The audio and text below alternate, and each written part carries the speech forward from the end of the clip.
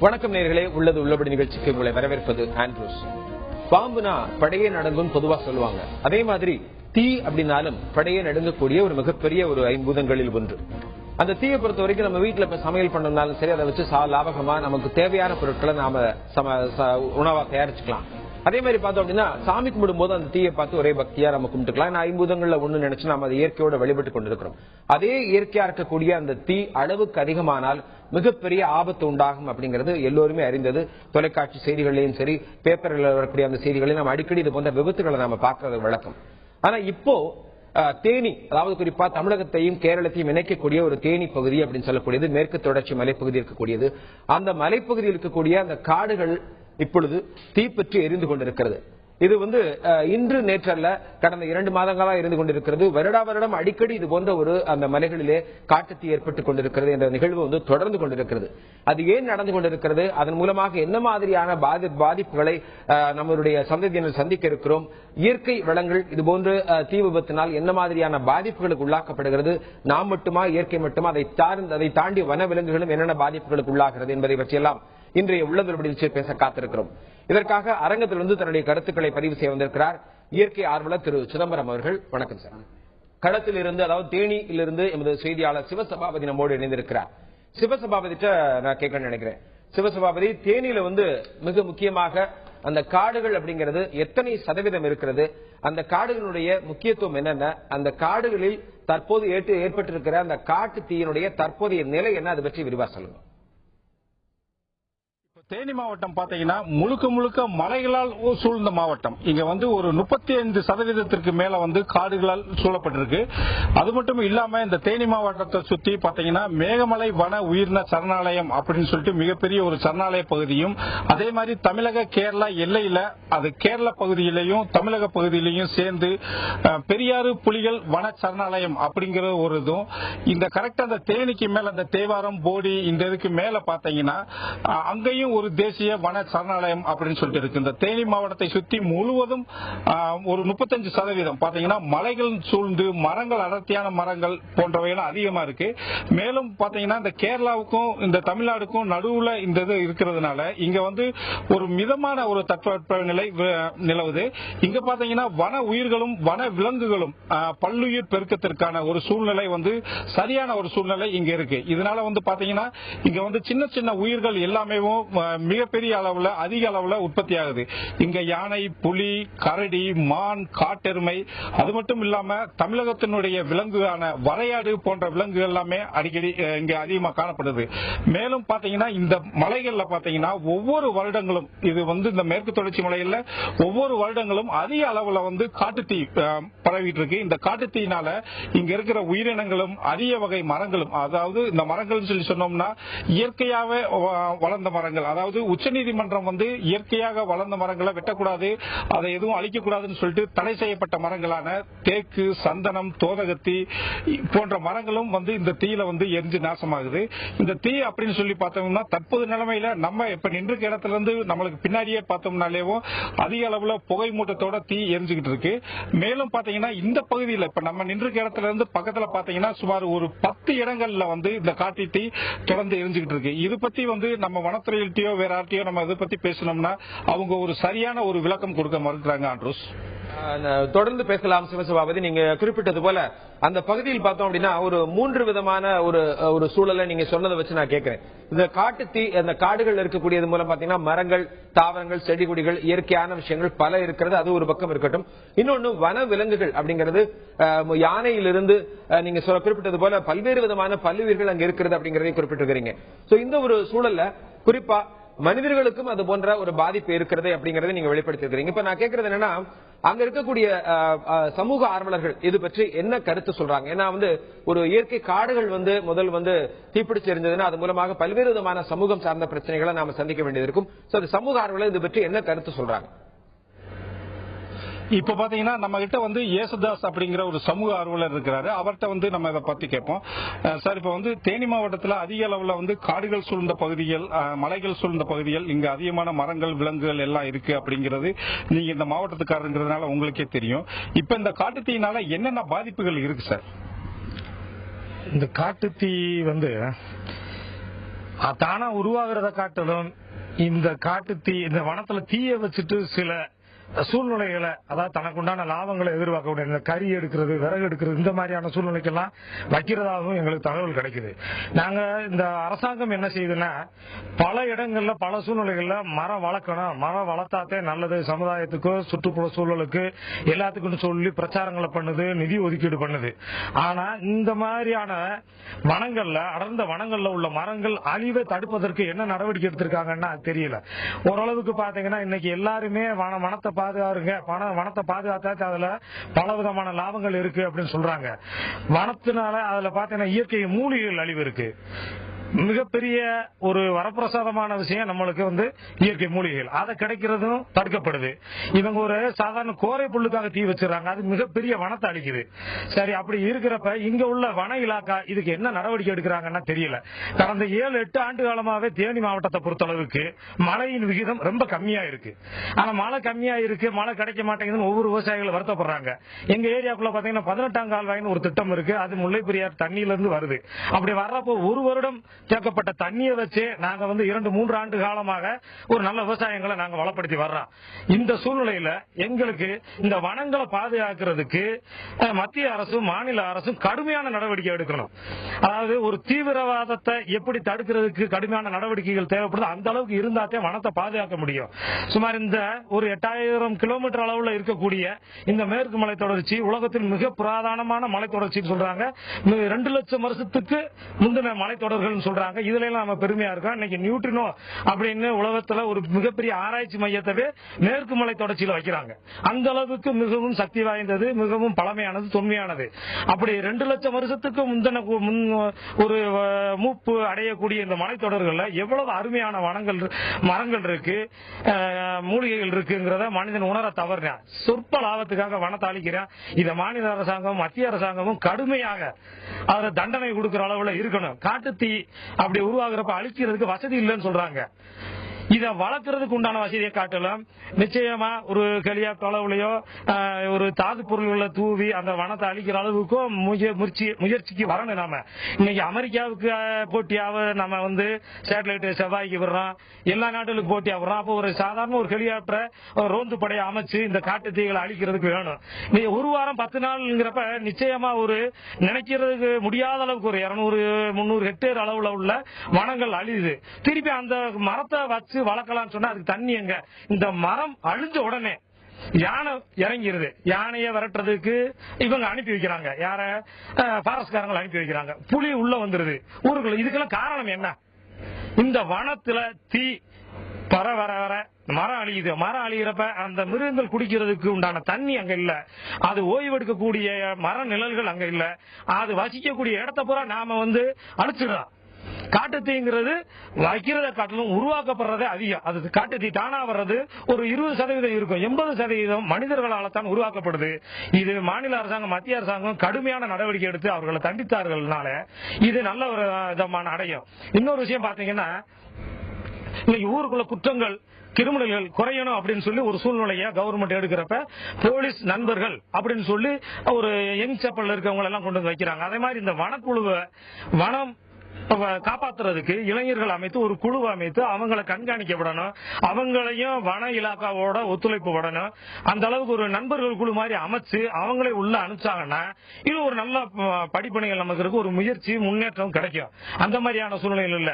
பேப்பர்கள்ல பார்த்தாலும் வனத்தை காப்பாற்றுறதுக்கு இருக்காங்க. ஒரு சாதாரண மனிதனும் இதை செய்யணும்னு நினைக்கிறான். ஆனா ஒரு 10% கிரிமினல்கள்னால ஒரு 90% வனம் அழியுது.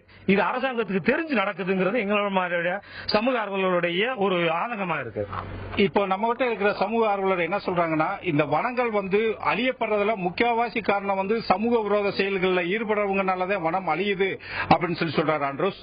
தொடர்ந்து பேசலாம் சிவசபாபதி. அவர் குறிப்பிட்டதுல ஒரே ஒரு முக்கியமான ஒரு கருத்தை பதிவு செய்திருக்கிறார். என்னன்னா, தீவிரவாதத்தை தடுப்பதற்காக என்ன நடவடிக்கைகளை எடுக்கிறார்களோ அதே போன்று இந்த காடுகளை இயற்கையை அழிப்பவர்கள் மீது நடவடிக்கை எடுக்க வேண்டும். அப்பொழுதுதான் இது போன்ற பலன் தரக்கூடிய காடுகளை பாதுகாக்க முடியும் அப்படிங்கிற ஒரு மிக முக்கியமான ஒரு ஆதங்கத்தோட தன்னுடைய கருத்தை பதிவு செஞ்சிருக்காரு.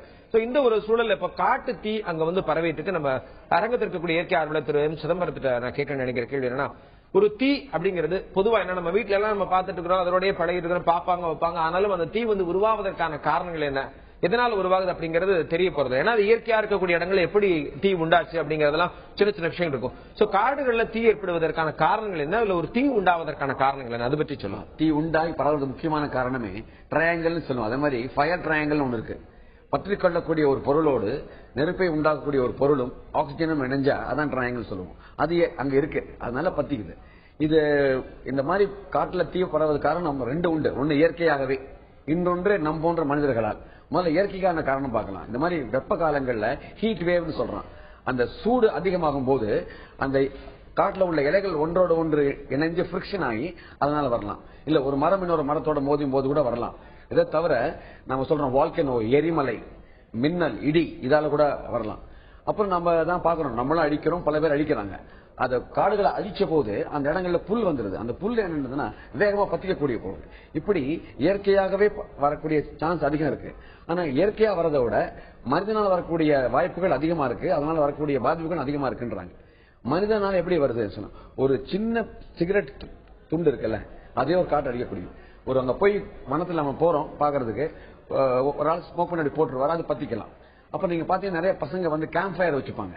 அதை சரியா நினைக்காம கூட வந்துடலாம். இப்படி பலவேறு விதங்கள்ல வரலாம். அப்புறம் கண்டிப்பா தொடர்ந்து பேசலாம். அதாவது காட்டு தீ ஏற்படுவதற்குண்டான பல்வேறு விதமான காரணங்கள் சொல்றாங்க. குறிப்பா வந்து ஃபியூவல், ஆக்சிஜன், ஹீட் அப்படின்னு சொல்லக்கூடிய இந்த 3 பொருட்கள் இருந்தா ஒரு தீ ஏற்படுவதற்கான வாய்ப்பு இருக்கிறது. காடுகளை பொறுத்த வரைக்கும் அது இயற்கையாகவும் ஏற்படலாம், செயற்கையாகவும் ஏற்படலாம். ஆனா இயற்கையாக பார்த்தோம் அப்படின்னா ஒரு 20% அப்படிங்கிற மாதிரி தான் அங்க இருக்கக்கூடிய சமூக ஆர்வலர் சொல்றாங்க. அதிகமாக ஒரு 70 முதல் 80% சமூக விரோதிகளால் இது போன்ற செயல்கள் ஏற்படுகிறது அப்படின்னு சொல்றாங்க. என்ன மாதிரியான சமூக விரோத செயல்கள் அங்க நடைபெறுகிறது, எதற்காக இந்த காடுகள் அழிக்கப்படுகிறது என்பது பற்றியெல்லாம் பேச காத்திருக்கிறோம். சிவசபாபதி, இப்போ அங்க இருக்கக்கூடிய முல்லை பெரியார் அணை, அங்க பாத்தீங்கன்னா நிறைய அணைகள் இருக்கு. வைகை அணை இருக்கு, முல்லை பெரியார் அணை இருக்கு, சொத்துப்பாறை அணை இருக்கு, சுருளி நீர்வீழ்ச்சி இருக்கு, இது போன்ற பல்வேறு விதமான நீர்வீழ்ச்சிகள் எல்லாம் இருக்கிறது. சோ இது சார்ந்த ஒரு பகுதி அப்படிங்கறதுனால முல்லை பெரியார் பாதுகாப்பு அணையினுடைய இதை சேர்ந்தவர் திரு ரஞ்சித் அவர்கள் அந்த குழுவை சேர்ந்தவர் உங்களோட இணைந்திருக்கிறார். அவர்கிட்ட கேளுங்க. அவர் வந்து பொதுவா இதை தாண்டி காடுகளுடைய முக்கியமான பலன்களை அறிந்தவர். அவர்கிட்ட இது போன்ற காட்டு தீ தொடர்ந்து வருடம் நிகழ்ந்த வண்ணம் இருக்கிறது. இதை அணைப்பதற்குண்டான பெரிய முயற்சிகள் எதுவுமே வனத்துறை சார்பாக எடுக்கப்படல. அவர் இது பற்றி என்ன கருத்து சொல்றாரு, அவர் கேட்டு சொல்லுங்க. இப்ப நம்ம ரஞ்சித் அவர்கிட்ட கேட்போம். ரஞ்சித், இப்ப வந்து நம்ம தேனி மாவட்டத்தில் அதிக அளவுல காடு இருக்கு அப்படின்னு சொல்லிட்டு இந்த மாவட்டத்துக்காரன உங்களுக்கும் தெரியும். இப்ப இந்த தேனி மாவட்டத்தினுடைய இந்த காடுகள் வந்து அதிகமா தீப்பற்றி எரியறதுக்கு என்ன காரணம், இதை வந்து வனத்துறையினர் வந்து அணைக்காம இருக்கிறதுக்கும் என்ன காரணம், இது வந்து ஏன் அவங்க வந்து இந்த அணைக்கிறதுக்கு உண்டான முயற்சிகள் இதுவரைக்கும் எடுக்கல, இதுக்கு என்ன இந்த பகுதியினுடைய மக்களை நீங்க சொல்றீங்க? இல்ல, நிச்சயமா வந்து இந்த தீ வந்து அணைக்கப்பட வேண்டிய ஒரு விஷயம். இது தொடர்ந்து எங்க பகுதி வந்து ரொம்ப ஒரு பசுமையான பகுதி. எங்க பகுதிக்கு வந்து இன்னைக்கு எங்க பசுமை போயிருமோ அப்படின்னு நினைக்கிறேன். எங்களுக்கு மிகப்பெரிய ஒரு வருத்தத்தில் இருக்கிறோம். இந்த தீயை ஏன் அணைக்க மாட்டேன்றீங்கன்னு வனத்துறையிட்ட கேட்டா, ஒரு குறைந்த தீயா இருந்தா நாங்க அணைச்சிருவோம், அது தீ ரொம்ப இருக்கு, எங்களால உள்ள போக முடியல, வர முடியலன்னு சொல்றாங்க. இந்த மேற்கு தொடர்ச்சி மலைக்கு யுனெஸ்கோ அப்படின்ற ஒரு அமைப்பு வந்து 100 கோடி ரூபாய் நிதி ஒதுக்கி இருக்காங்க இந்த மலையை காக்க வேண்டும் என்பதற்காக. இந்த 100 கோடி ரூபாய் நிதியில இந்த ஒட்டுமொத்த மேற்கு தொடர்ச்சி மலையும் வந்து ஏன் பாதுகாக்கப்படல அப்படின்றது ஒரு மிகப்பெரிய ஒரு வருத்தத்துக்குரிய விஷயம். இரண்டாவது, மத்திய அரசும் சரி மாநில அரசும் சரி இந்த மலையினுடைய பாதுகாப்புக்காக நிதி ஒதுக்கப்பட்டிருக்கிறாங்க. அப்படி இருந்து இவங்கிட்ட நாங்க கேட்கிறப்ப எல்லாம் இந்த தீயை அணைப்பதற்கு எங்களுக்கு போதுமான எக்யூப்மெண்ட்ஸ் இல்ல அப்படின்னு இந்த வனத்துறையில் சொல்வது எங்களுக்கு மிகப்பெரிய ஒரு மனக்கவலையை கொடுக்கக்கூடிய ஒரு செயல்பாடு. இரண்டாவது, இந்த பசுமை காக்கப்படணும் அப்படின்னா இந்த முதல்ல எங்க மலைகளை சுத்தி இருக்கக்கூடிய இந்த மரங்கள் காக்கப்படணும். இது சம்பந்தமா மக்களுக்கும் ஒரு அதிக விழிப்புணர்வு தேவை. இந்த மலை கிராமங்களில் இருக்கக்கூடிய மக்கள், இந்த மலைக்கு கீழே வசிக்கக்கூடிய மக்களுக்கு எல்லாம் விழிப்புணர்வு தேவை. இங்க தீ ஏற்படுவதற்கு காரணம் என்னன்னு கேட்டீங்கன்னா, இதை சுத்தி இருக்கக்கூடிய ஒரு சில சமூக விரோதிகளுடைய செயல்னு கூட சொல்லலாம். இந்த குறிப்பா அவங்க கரெக்டா ஒரு பிளான் பண்ணி வச்சிருக்காங்க. அதாவது மழைக்காலங்களில் தீ வைக்க முடியாதுன்றனால இந்த வெயில் காலங்கள் தொடங்கணும்னா இந்த தானா பிடிக்கிற தீ கூட மேலும் மேலும் பக்கத்தில் இருக்க அந்த மரங்கள் அரிய வகை மரங்களை அழிக்கிறதுக்கு அவங்களும் துணை போறாங்க. அது மிகப்பெரிய ஒரு கண்டிக்கக்கூடிய ஒரு செயல்பாடு. இந்த வனத்துறையினுடைய அலட்சியம் மட்டுமே இருக்க காரணம் தான் நாங்க சொல்லுவோம். ஏன்னா எங்க பகுதியில தான் அதிகமான தீ போக்கு இருக்கு. எங்க பகுதியை தாண்டி கொஞ்சம் தள்ளி போயிட்டா கேரளாவுடைய பார்டர் இருக்கு, அங்க இவ்வளவு தீ இல்லையே. ஏன் அங்க இருக்கிற வனத்துறையினர் சரியா இருக்கிறாங்க இல்லன்றது ரெண்டாவது விஷயம். ஆனா எங்களுடைய வனத்துறை சரியா இல்ல அப்படின்னு தான் எங்களை குற்றச்சாட்டுறோம். ஆண்டோஸ், இப்ப நம்ம கிட்ட இருக்கிற ரஞ்சித் என்ன சொல்றாங்கன்னா, இந்த வனத்துறையினுடைய சரியான நடவடிக்கை இன்மை காரணமாகவே இந்த காட்டு தீ மிக அதிக அளவுல பரவிக்கிட்டு இருக்கு. இதுக்கு வந்து சமூக விரோதிகள் இதுக்கு வந்து ஒரு அவங்களுக்கு ஒரு வாய்ப்பை இதை பயன்படுத்தி இந்த தீயை வச்சுட்டு இருக்காங்க அப்படின்னு சொல்லிட்டு சொல்றாரு சிவசபாபதி. இப்ப அவர் குறிப்பிட்டது போல அங்க சமூக விரோத செயல்கள் நிறைய நடக்குது. அதுவும் இது முக்கியமான காட்டு தீ ஏற்படுவதற்குண்டான காரணம் அப்படின்னு சொன்னாங்க. என்ன மாதிரியான சமூக விரோத செயல்கள் நடக்குது, எதனால அந்த காட்டுத்தீ ஏற்படுது, அதெல்லாம் காரணங்களாக சொல்லப்படுகிறது அப்படிங்கறத பத்தி கேட்டு சொல்லுங்க. இப்ப இங்க சமூக விரோத செயல்னால இந்த காட்டுத்தீ இதெல்லாம் ஏற்படுது அப்படின்னு சொன்னீங்க. எந்த விதமான சமூக விரோதங்கள் ஏற்படுது, எந்த விதமான சமூக விரோதிகள் இந்த காட்டுத்தீயை வச்சிருக்காங்க அப்படிங்கறத கொஞ்சம் சொல்லுங்க ரஞ்சித். இல்ல, அதாவது சமூக விரோதிகள் அப்படி சொன்னா இவங்க ஒரு பெரிய லாபத்தை ஈட்டி இந்த காட்டுத்தீ வைக்கிறது இல்ல, ஒரு சாதாரண சொப்ப லாபம். இது இந்த மரங்களை அழித்து அதுல இருக்கக்கூடிய அந்த கறிக்கட்டைகளை விற்பதற்காகவே இந்த காட்டுத்தீயை அவங்க மேலும் பரப்ப வைக்கிறாங்க. இதுல அவங்க ஒரு பல ஆயிரம் கோடி ரூபாய் சம்பாதிக்க போறது இல்ல, சும்மா ஒரு சில ஆயிரங்கள் சம்பாதிக்கிறதுக்கு அதனுடைய பலன் என்னன்றது தெரியாம, அந்த மரத்தினுடைய பயன் என்னன்றது தெரியாம இந்த மரத்தை அழிக்கிறாங்க. சாதாரண ஒரு குச்சி பிறக்கிறதுக்கு எங்க பகுதியை சேர்ந்த பெண்கள் வனத்துக்குள்ள போனா அவங்க மீது தகுந்த நடவடிக்கை எடுக்கக்கூடிய இந்த வனத்துறையினர் இது போன்ற செயல்களை தடுப்பதும் இல்லை. அவங்கள எப்படி அனுமதிக்கிறாங்கன்னு நினைக்கிறப்ப பெரிய கேவலமான ஒரு செயலா இருக்கு. இப்ப ரஞ்சித் என்ன சொல்றாருன்னா, நம்ம இந்த காட்டுப்பகுதியில இந்த மரங்கள் அழிச்சு அதுல இருந்து மரக்கறி எடுக்கிறதுக்காக வேண்டியவும் மிக அதிக அளவுல தீ வைக்கிறாங்கன்னு சொல்றாங்க. அது மட்டும் இல்லாம ஆண்ட்ரோஸ், இப்ப பாத்தீங்கன்னா இந்த தேனி மாவட்டமும் கேரள மாவட்டமும் மிக அருகாமையில் இருக்கிறதுனால இங்க இருந்து இந்த மலையை தாண்டின உடனே கேரள மாநிலம் வந்துடும். அதனால இங்க இருக்கிற ரேஷன் கடைகள் எல்லாத்திலுமே இந்த ரேஷன் அரிசி போன்ற அரிசிகளை இலவச அரிசிகளை பெற்று இந்த மலை வழியாக கேரளாவுக்கு கொண்டு போய் கடத்தி கொண்டு போய் விற்கிறாங்க. அதே மாதிரி இந்த மாவட்டத்தில் கஞ்சாவும் அதிக அளவுல இந்த மலைகள் சைடு கொண்டு போய் கேரளாவுக்கு கொண்டு போய் விற்கப்படுது. அப்படிப்பட்ட போற சமூக விரோதிகளும் என்ன செய்யறாங்கன்னா, இந்த மலை பாதைகள்ல அவங்க போறதுக்கு உண்டான பாதைகளை ஏற்படுத்துறது மாதிரி அங்க தீ வச்சிருக்காங்க. இது மட்டும் இல்லாம இந்த மாவட்டத்தில் அதிக அளவுல ஆடு மாடு தொழு மாடுகள் சொல்லி வச்சுட்டு நிறைய பேர் முயற்சிட்டு இருக்காங்க. இவங்களும் போறப்ப என்ன செய்யறாங்கன்னா, இந்த வெயில் காலத்துல அந்த புல்கள் எல்லாமே காஞ்சு போறதுனால திரும்ப அடுத்த மழை காலங்கள் வர்றப்போ இந்த புல்கள் எல்லாமே மீண்டும் நல்ல அளவுல பசுமையா வளரணும் அப்படிங்கிறதுக்காண்டி அவங்களும் தீ வைக்கிறாங்க. இப்படி பல்வேறு சமூக விரோத செயல்கள்னால அவங்களுடைய இயற்கையினுடைய அவங்களுக்கு அறியாமையினால இவங்க என்ன செய்யறாங்கன்னா, தீ வச்சிருக்கிறது மிகப்பெரிய அளவுல பாதிப்பு ஏற்படுது. ஆண்ட்ரோஸ், சிவசபாபதி, இப்ப நீங்க குறிப்பிட்டது போல மரக்கறிக்காகவும், ஏன்னா ஒரு சொற்ப பணத்திற்காக இந்த ஒரு காரியத்தை ஒரு சிலர் ஈடுபடுறாங்க அப்படிங்கிற ஒரு விஷயத்த சொல்லிக்கிறாங்க. மரக்கறி தேவைப்படுறதுக்காக அங்க இருக்கக்கூடிய மரங்களை எரிச்சு விடுறது அப்படிங்கிறதும், ஆடு மாடுகளுக்காக பாத்தீங்கன்னா அந்த புல்வெளிகளை கொஞ்சம் காய்ஞ்ச இருக்கக்கூடிய பகுதிகள் அதை தீ கொளுத்தி விட்டோம்னா அது மீண்டும் முளைக்கும் போது செழிப்பா வளரும், அந்த ஆடு மாடுகளுக்கு தீனிக்காக உதவும் அப்படிங்கிறதும். இன்னும் அதை விட ரொம்ப முக்கியமானது, தமிழகத்துக்கும் கேரளத்துக்கும் இணைப்பாக இருக்கக்கூடிய இந்த பகுதியில கஞ்சா போன்ற ஒரு போதைப் பொருட்களும் அதே மாதிரி ரேஷன் அரிசியும் கடத்துவதற்கு இந்த மலைவெளி பாதைகளை பயன்படுத்துவதற்காகவும் இந்த சமூக விரோத செயல்கள் இது போன்ற மரங்களை தீ வைத்து கொளுத்துறாங்க. இது ஒரு காட்டுத்தீ பரவுவதற்கு இது ஒரு முக்கியமான இயற்கை காரணங்களா இருக்கு அப்படின்னு சொல்லுகிறீங்க. இது பற்றி தன்னுடைய கருத்தை தெரிவிப்பதற்காக வன ஆர்வலர் செந்தில் நம்மோடு இணைந்திருக்கிறார். அவர்கிட்ட நம்ம கேட்கலாம். வணக்கம் செந்தில் சார். இப்போ இந்த தேனி மாவட்டத்தில் இருக்கக்கூடிய அந்த காட்டுத்தீ தொடர்ந்து எரிந்து கொண்டே இருக்கிறது 2 மாதங்களாக. இந்த சம்பவம் அடிக்கடி நிகழ்வதாக அந்த பகுதி மக்கள் தெரிவிக்கிறாங்க. இது நீங்க ஒரு வன ஆர்வலரை எப்படி பாக்குறீங்க? உங்களுடைய கருத்து என்ன? பொதுவாக பாத்தீங்கன்னா காட்டுத்தீ சுழற்சி முறையில இயற்கையாவே சில காடுகள்ல ஏற்படும். அது பாத்தீங்கன்னா 2 வருஷத்துக்கு ஒரு முறை 3 வருஷத்துக்கு ஒரு முறை ஏற்படும். அதாவே அணைஞ்சு ஆயிடுச்சு பாத்தீங்கன்னா அது பெரிய அளவுல தீயா இருக்காது. புற்கள், சில சருகுகள் இத மாதிரி அளவுல எடுத்து அப்படியே நின்றோம். ஒரு வகையில பாத்தீங்கன்னா இந்த இயற்கை சுழற்சியில இது சில நேரங்கள காடுகளுக்கு உகந்ததாக வல்லுநர்களாக கருதப்படுது. ஆனா இப்ப ஏற்பட்டிருக்கிற காட்டுத்தீகள் பாத்தீங்கன்னா ரொம்ப பெரிய அளவுல மரங்கள் ஏக்கர் கணக்குல எரியறது, அது அணையாம தான் எரிஞ்சு போற நிலையில இருக்குது. இது பாத்தீங்கன்னா இது இயற்கை சுழற்சினால ஏற்படக்கூடிய காட்டுத்தீகள் கிடையாது. இது மனிதர்களோட கவனக்குறைவுனால இல்ல சில நபர்களோட வேணுமென்றே வெற்றிகள்னால இந்த மாதிரியான காட்டுத்தீ பரவுது. இப்ப பாத்தீங்கன்னா ஒரு 3-4 வருஷங்கள் காட்டுத்தீ ஏற்படாதப்போ பாத்தீங்கன்னா புதர்கள்லாம் மண்டி பெரிய அளவுல 6 அடி 7 அடி இருக்கும். அப்ப காட்டுத்தீகள் பிடிக்கிறப்ப நம்மளால அணைக்க முடியாது. இப்ப பாத்தீங்கன்னா சின்ன சின்ன புற்கள் அளவுல சின்ன ஒரு கருகுகள் அளவுல இருக்கிறப்போ அது வனத்துறையினாலோ மனிதர்களோ அணைக்க முடியும்.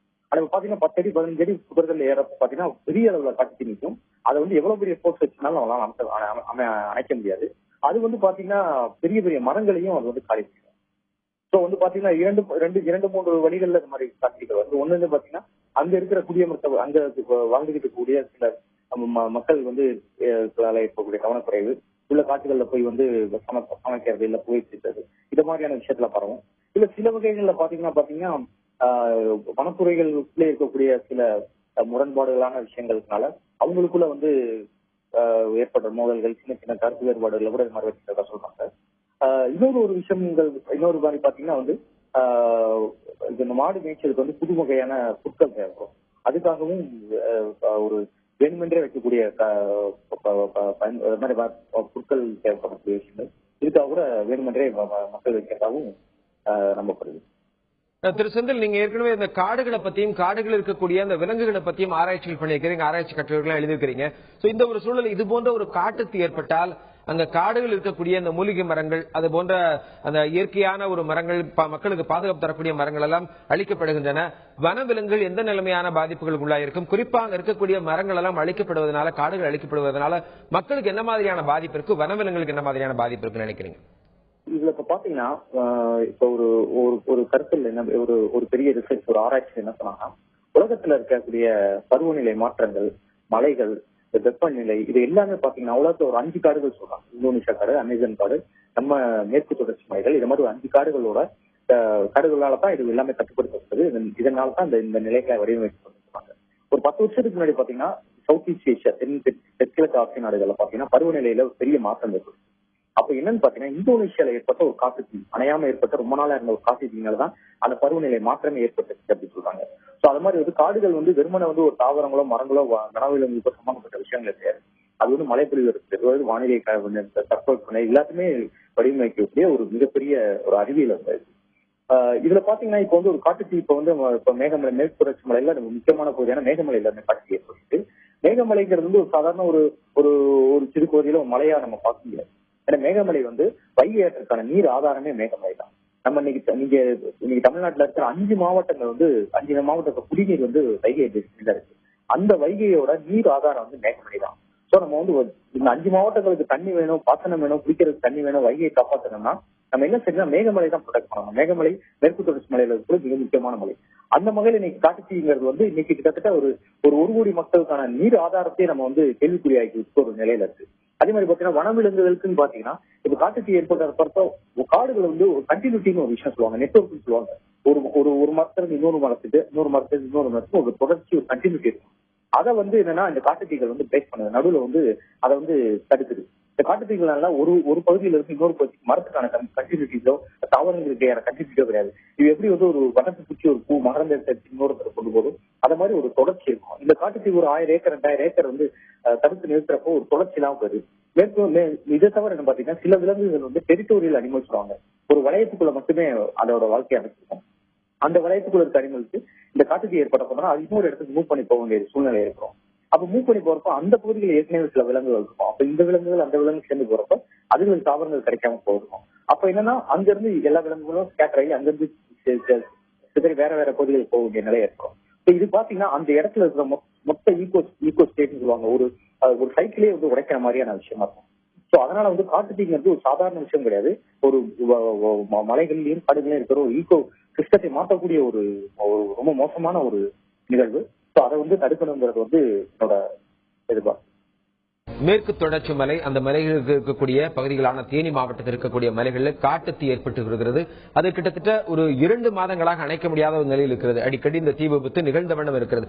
இது வருடம் இந்த நிகழ்வு நிகழ்ந்த வண்ணம் இருக்கிறது அப்படிங்கிறது மிக முக்கியமான ஒரு கருத்தா சொன்னாங்க. அது மட்டும் இல்லாம நம்ம செய்தியாளர்கள் அங்க சிவசபாபதி அங்கிருந்து தன்னுடைய மக்கள் சார்பாக கருத்துக்களை பதிவு செய்யும் போது அந்த தேனி மாவட்டம் அப்படிங்கிறது ஒரு மிதமான தட்பவெப்ப நிலை உள்ளடக்கியது அப்படின்னு சொன்னாங்க. அதுல நான் ரொம்ப குறிப்பா ஒரு விஷயத்தை பாக்குறேன். என்னன்னா அந்த மிதமான தட்பவெப்ப சூழல் இருக்கிறதுனாலதான் அங்க பாத்தீங்க அப்படின்னா விலங்குகள், வனவிலங்குகள், பல்லுயிர்கள் தன்னுடைய இனப்பெருக்கத்திற்காக அந்த பகுதியை நாடி வருகிறது அப்படிங்கிறதும், கிட்டத்தட்ட 540க்கு மேல அங்க பறவை இனங்கள் வந்திருக்கிறதாகவும், அதே மாதிரி ராஜநாகத்துல இன்னும் பல்வேறு விதமான பாம்பு வகைகள் அங்கு அதிகமாக இருப்பதாகவும், இது போன்ற பல்லுயிர்களுக்கு அது முக்கியத்துவம் வாய்ந்த ஒரு மிக முக்கியமான இடமாக இருக்கிறது என்ற ஒரு முக்கியமான கருத்தை முன்வைத்திருக்கிறார்.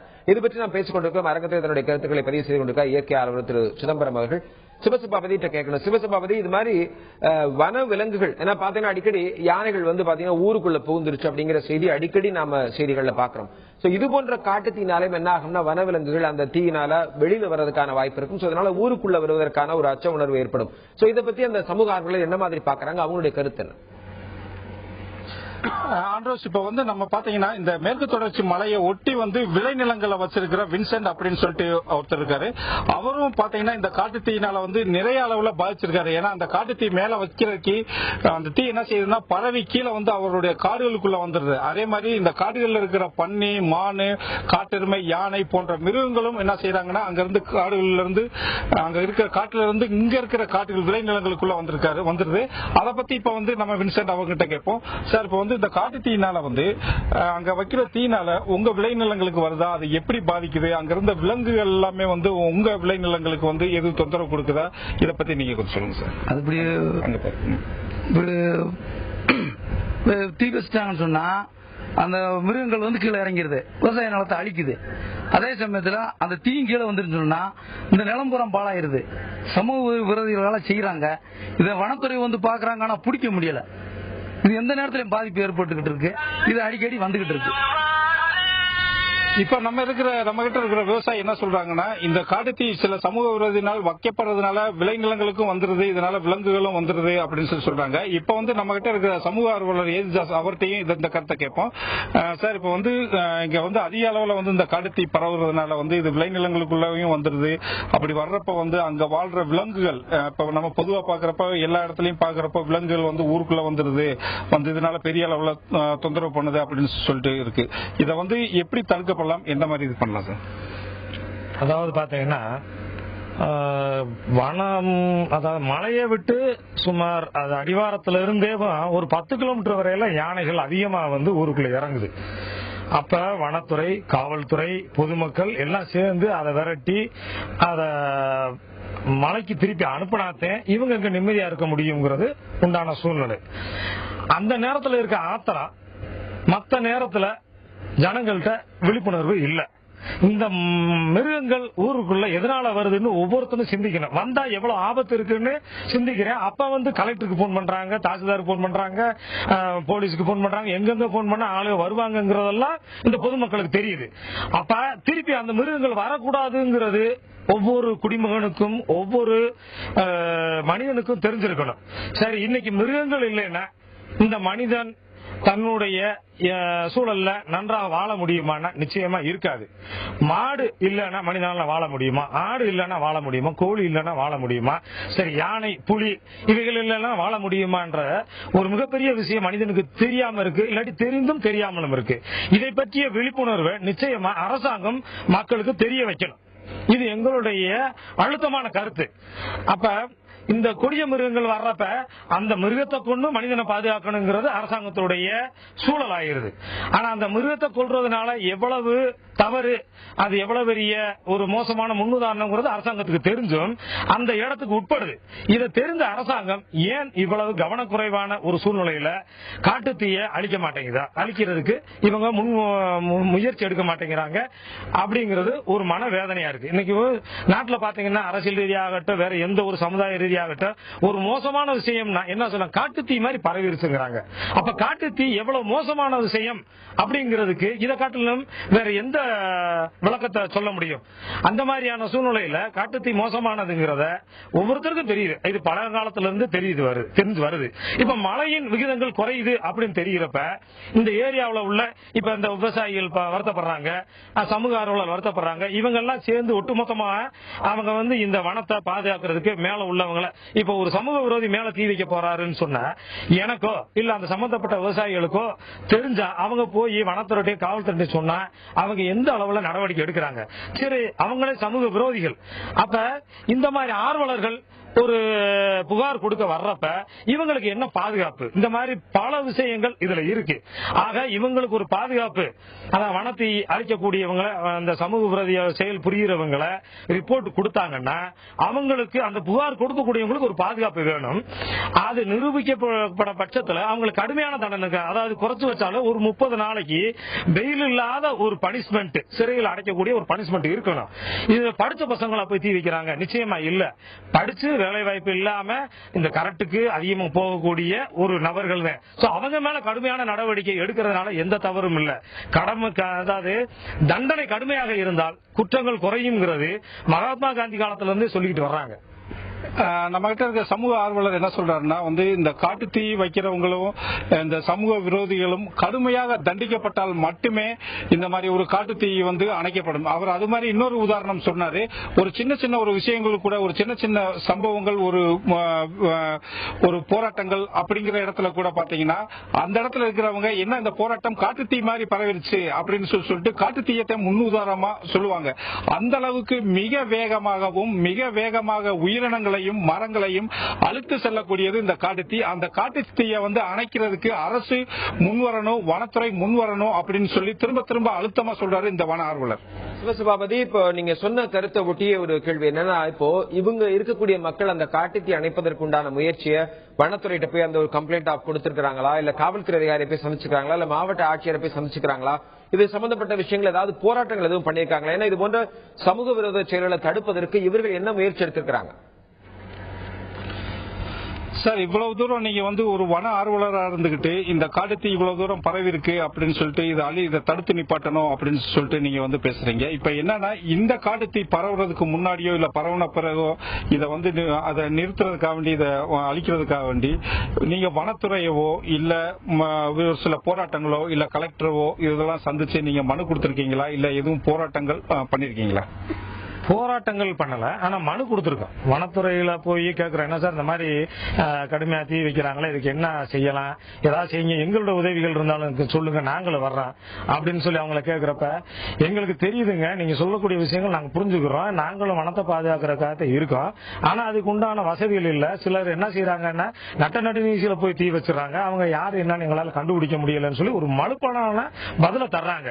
நிச்சயமா குற்றவாளிகளை அவங்களும் மனசு வச்சு கண்டுபிடிக்கணும்ன்ற ஒரு எண்ணத்தோட இருந்தாங்கன்னா நிச்சயமா கண்டுபிடிக்கலாம். அந்த ஆதங்கங்கள்கிட்ட இருக்கே ஒழிய நாங்க வேற விதமான இத சூழ்நிலையில இதை உட்படுத்த போராட்டங்கள் மூலம் எங்களால இதை ஜெயிக்க வைக்க முடியுமான்னு தெரியல. அதனால நாங்க ஆனா போராடுனா இது முடியும் சொன்ன கடுமையாக போராடுவோம். அதற்கு ஜனங்களுடைய பலமான ஆதரவையும் எங்களால திரட்ட முடியும்ன்ற ஒரு நம்பிக்கை இருக்கிறது. ஆண்ட்ரோஸ், இப்ப என்னன்னா இவர் என்ன சொல்றாருன்னா, சமூக ஆர்வலர் என்ன சொல்றாருன்னா வந்து இந்த போராட்டங்கள் எங்களால செய்ய முடியும், இதுக்காக வேண்டி அதிக மக்களை வந்து கொண்டு போக முடியும், கூட்டிட்டு போக முடியும். நாங்க கம்ப்ளைண்ட் கொடுத்தோம், நாங்க இதை பத்தி புகார் கூறியும் வனத்துறை எந்த நடவடிக்கையும் எடுக்க மறுக்குது அப்படின்னு சொல்றாரு ஆண்ட்ரோஸ். தொடர்ந்து பேசலாம் சிவசபாபதி. அரங்கத்தில் இருக்கக்கூடிய இயற்கை ஆர்வலர் சிதம்பரம் அவங்கள்ட்ட கேட்கக்கூடிய கேள்வி, இப்போ இது போன்ற சமூக விரோத செயல்கள் மூலமாக இந்த காட்டுத்தீ அதிகமாக பரவுவதற்கு ஒரு முக்கியமான காரணங்களாக சொல்லப்படுகிறது. பல்வேறு உதாரண காரணங்கள் சொன்னாங்க. சோ இதை நீங்க எப்படி பார்க்கறீங்க, ஒரு இயற்கை ஆர்வலரை எப்படி பாக்குறீங்க? இதை தடுக்கிறதுக்கு என்ன மாதிரியான முயற்சிகள் யார் மேற்கொள்ளணும்? அதாவது மனுஷன் வந்து இந்த உலகம் என்னுடைய வீடுன்னு தான் நினைச்சிருக்கான். இதுல தாவரங்களும் மிருகங்களும் இருக்குன்றதை மறந்துடுறான். அதனாலதான் பயோ டைவர்சிட்டி பாதிக்கப்படுது. எப்போ எல்லாருக்கும் நான் இந்த மாதிரி கடுமையான செயலை செய்ய மாட்டான். என்ன ஆகுது, நம்ம இதை வெடிப்பதால கார்பன் மோனாக்சைடு, மீத்தேன் கேஸ் வந்து உலகம் வெப்பமயமாகுது, குளோபல் வார்மிங் வருது, அப்புறம் சாயில் எரோஷன் வருது, வெள்ளங்கள் வருது. இதனால எல்லாருக்கும் பாதிப்பு ஏற்படுது. அதனால இந்த மாதிரி தவறான செயல்களை கண்டிப்பா இரும்பு கரம் கொண்டு ஒடுக்க வேண்டும். இப்போ சொன்னாங்க வன அதிகாரிகள் எங்களால பண்ண முடியல அப்படின்னு சொல்றாங்க. இருக்கலாம், ஆனா இதே இது மிச்ச ஊர்ல நடக்கும்போது என்ன பண்றாங்க, இப்போ மேலை நாடுகள் அமெரிக்கா, ஆஸ்திரேலியா போன்ற நாடுகள்ல 60,000 இருந்து 80,000 வரைக்கும் நடக்குதுன்றாங்க. அந்த மாதிரி வல்லுநர்களை கூப்பிட்டு உடனே இதை செய்யணும். இது கண்டிப்பாக குறைக்கப்பட வேண்டும். அங்கெல்லாம் என்ன பண்றாங்கன்னா ட்ரென்ச்னு ஒண்ணு போடுறாங்க. என்னன்னா மரம் வரிசையா மரம் இருக்கும்போது கொஞ்சம் தூரம் தள்ளி மரத்தை வெட்டிடுறாங்க, பக்கத்துல இருக்கும்போது பத்திக்குது. அந்த மாதிரி பல முறைகள் இருக்கு. இல்ல அதான் நீங்க குறிப்பிட்டது போல அந்த ஃபயர் ட்ரையாங்கிள் சொல்லுவாங்க, அதை எப்படி அணைக்கிறது அப்படின்னா, ஏன்னா நம்ம காட்டுத்தீயை பத்தி பேசியிருந்தாலும் வீட்டுல பாத்துட்டு இருக்கிறவங்க சப்போஸ் வீட்டுல ஒரு தீ ஏற்பட்டாலும் இந்த ஒரு பொது அறிவு இருந்தா அந்த தீயை வந்து பார்த்து பயப்படாம அதை அணைக்கிறதுக்கு வாய்ப்பு இருக்கு. அதாவது தீயில சொல்லக்கூடிய அந்த ஃபியூயல், ஆக்சிஜன், ஹீட், இது மூணுல ஏதாவது ஒண்ணு நாம அப்புறப்படுத்தினோம் அப்படின்னாலே கண்டிப்பா வந்து அந்த தீயை அணைப்பதற்குண்டான ஒரு முயற்சி மேற்கொள்ளப்படலாம் அப்படிங்கிறது முக்கியமான ஒரு கருத்து. இப்ப நீங்க சொல்றது அதே மாதிரி தான். அங்க இருக்கக்கூடிய எரிபொருள் சுத்தி இருக்கக்கூடிய மரங்கள் எல்லாம் வெட்டி விட்டு அதை தீ தொடர்ந்து பரவாமல் இருக்கிறது தடுக்கிறதுக்கு உண்டான முயற்சி மேற்கொள்வாங்க அப்படின்னு சொல்லிட்டு. அதே மாதிரி பல படங்கள் எல்லாம் நாம பாக்குறோம். நம்ம ஆங்கில படங்கள் எல்லாம் குறிப்பா பாக்குறோம். இந்த மாதிரி ஒரு தீ ஏற்படுது அப்படின்னா மேல ஹெலிகாப்டர்ல இருந்து அப்படியே வந்து தீ வந்து அணைச்சு அதுக்குண்டான விஷயங்கள் எல்லாமே அந்த மேல இருந்து தண்ணி எல்லாம் கொட்டி அந்த தீ அணைக்கிற மாதிரியான காட்சிகள் எல்லாம் படமாக்கப்படுது. சோ அது போன்ற ஒரு சாதனங்கள் எல்லாமே நம்ம வனத்துறை அதிகாரிகள்ட்ட அது தீ அணைக்கிறதுக்கு உண்டான சாதனங்கள் இல்லை அப்படிங்கிற ஒரு மாதிரியான கருத்து நிலவுது. அதை நீங்க எப்படி பாக்குறீங்க?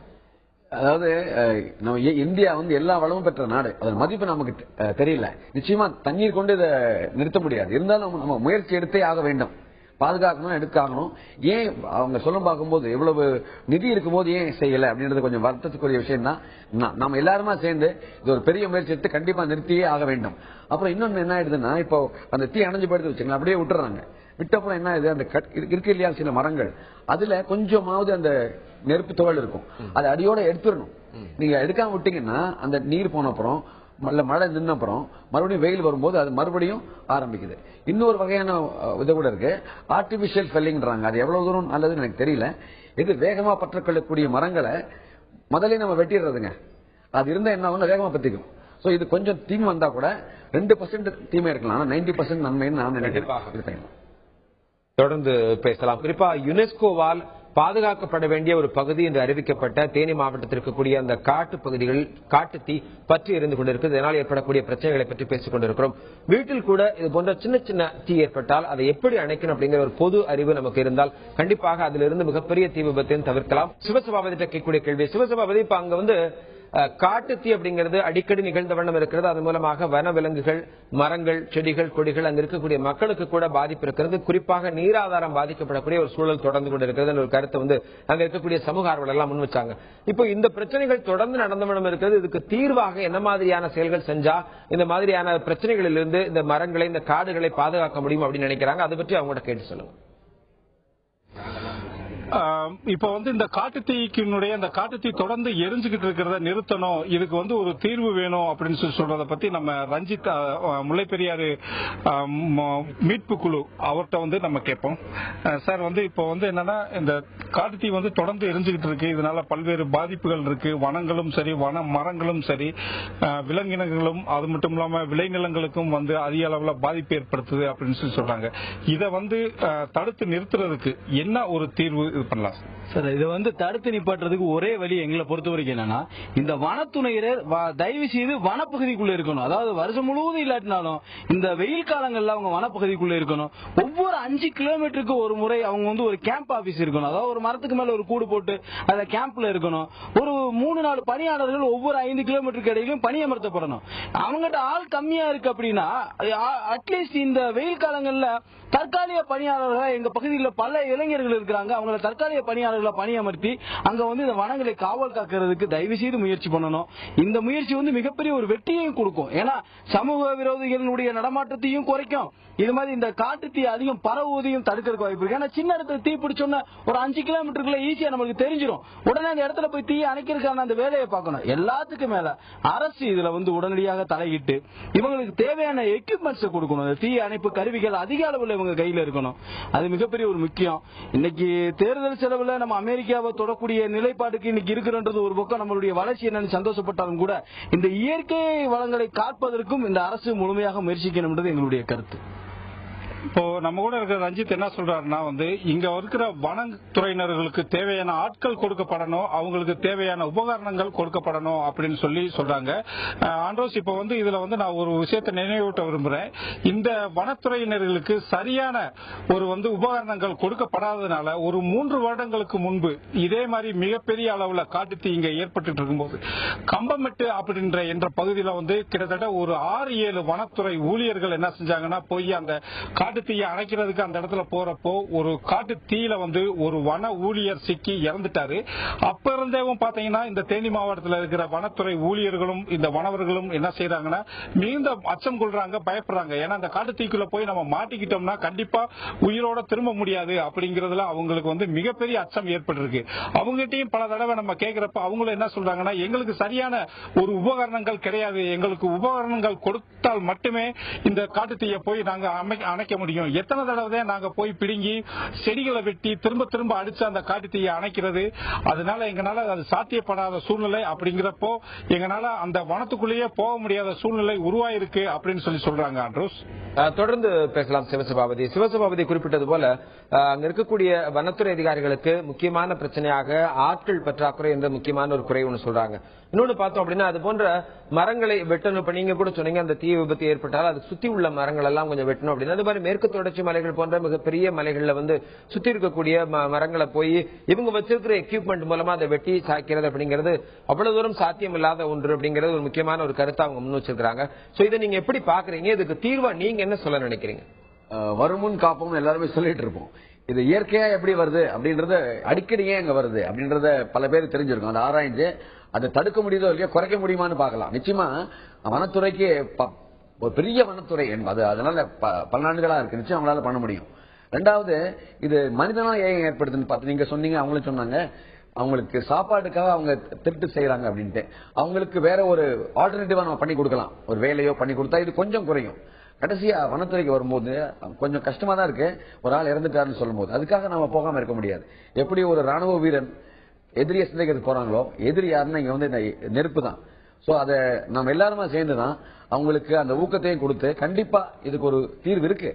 எப்படி மேல்நாடுகளை செய்யறாங்க நம்ம, அதாவது 100% குறைக்க முடியாட்டி கூட இந்த இயற்கை வளங்களை பாதுகாக்கணும்னாக்க நிச்சயமா வனத்துறை வந்து அரசாங்கத்தோட சேர்ந்து அவங்களுக்கு வேண்டிய உபகரணங்களையும், நிச்சயமா இதுக்கு தான் ஆட்படை வேணும். எத்தனையோ இளைஞர்கள் இருக்கிறாங்க வேலை இல்லாம, அவங்களுக்கு வேலையும் கொடுத்து பயிற்சியும் கொடுத்தா நிச்சயமா பல பயிற்சி கல்லூரிகள் வனத்துறையில் இருக்கு. நானே போயிருக்கேன் பல முறை.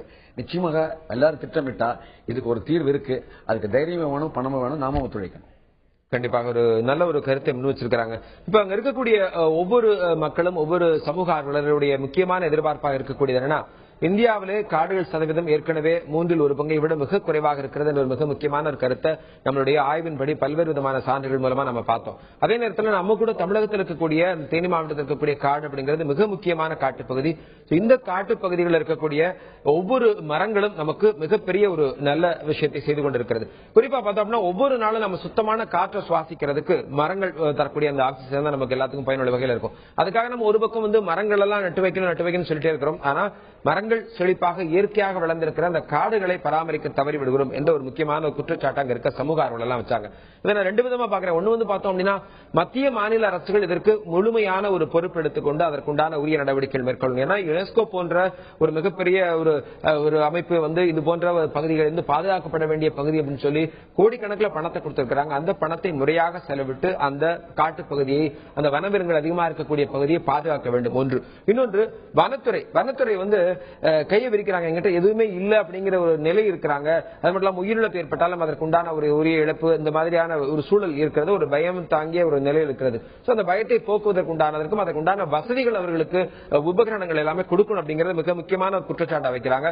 இதுக்கும் மத்திய மாநில அரசுகள் முன் வந்து அந்த ஃபாரஸ்ட் டிபார்ட்மெண்ட்டுக்கு அவர்களுக்கு உண்டான உரிய எக்யூப்மெண்ட்ஸ், ஏன்னா இன்னைக்கு உள்ள லேட்டஸ்ட் டெக்னாலஜி என்னமோ வளர்ந்திருக்கு, வெளிநாடுகள் நாம் பார்க்கிறோம், பலவிதமான ஆயுதங்களால் நம்ம இறக்குமதி செஞ்சுட்டு இருக்கிறோம். பட் இது போன்ற ஒரு பாதுகாப்பதற்கும் இயற்கை பாதுகாப்பதற்கும் பல்வேறு விதமான விஷயங்களை முடிச்சு கொடுக்கணும் அப்படிங்கிற விஷயம் சொல்லியிருக்காங்க. அது போன்று இந்த காடுகளில் ஏற்படக்கூடிய தீ விபத்துகளை சமூக விரோதிகள் வந்து தடுக்கணும். அந்த சின்ன சின்ன காரியத்துக்கு, அதுவும் பாத்தீங்கன்னா அவங்க பெரிய காரியத்துக்காக செய்யல, சின்ன சின்ன அமௌண்ட்டுக்காக அந்த மாதிரியான காரியத்தை எல்லாம் பண்ணிடுறாங்க அப்படிங்கிற ஒரு மிகப்பெரிய ஒரு வருத்தமான விஷயத்தை சொன்னாங்க. சோ அதை தடுக்கிறதுக்கு அந்த பகுதியில் இருக்கக்கூடிய இளைஞர்களை நல்வழிப்படுத்தணும். வனத்துறையில ஆட்கள் பற்றாக்குறை அவங்களே கூட பயன்படுத்தலாம் அப்படிங்கிற ஒரு கருத்தை அங்க இருக்கக்கூடிய சமூக ஆர்வலர் சொன்னாங்க. சோ இது போன்ற அங்க இருக்கக்கூடியவர்களுக்கு ஒரு வேலை வாய்ப்போ இல்ல மற்ற ஒரு பாதுகாப்புக்கு உண்டான ஒரு சூழலை ஏற்படுத்தினா கண்டிப்பா இது போன்ற சமூக விரோத செயல்கள் ஏற்படாது அப்படிங்கிற ஒரு கருத்தை முன் வச்சிருக்காங்க. காட்டு தீ பரவாமல் இருக்கணும், காடுகள் பாதுகாக்கப்பட வேண்டும் என்பதை மக்களுடைய கருத்தாக இருக்கிறது. இந்த அரங்கத்தில் வந்து பேசிய இயற்கை ஆர்வலர் திரு சிதம்பரம் அவர்களுக்கும், அங்கு களத்திலிருந்து தன்னுடைய கருத்துக்களை பதிவு செய்த ரஞ்சித் முல்லை பெரியாறு பாதுகாப்பு குழுவினுடைய உறுப்பினர், அது மட்டுமில்லாமல் சமூக ஆர்வலர் இயேசுதாஸ் மற்றும் திரு செந்தில் வன ஆர்வலர், அது மட்டுமில்லாமல் நமது தேனி செய்தியாளர் சிவசபாபதி அனைவருக்கும் நன்றி தெரிவித்துக் கொண்டு, பார்த்த நேயர்களுக்கும் நன்றி தெரிவித்துக் கொண்டு மீண்டும் ஒரு உள்ளது நிகழ்ச்சி சந்திப்போம். நன்றி, வணக்கம்.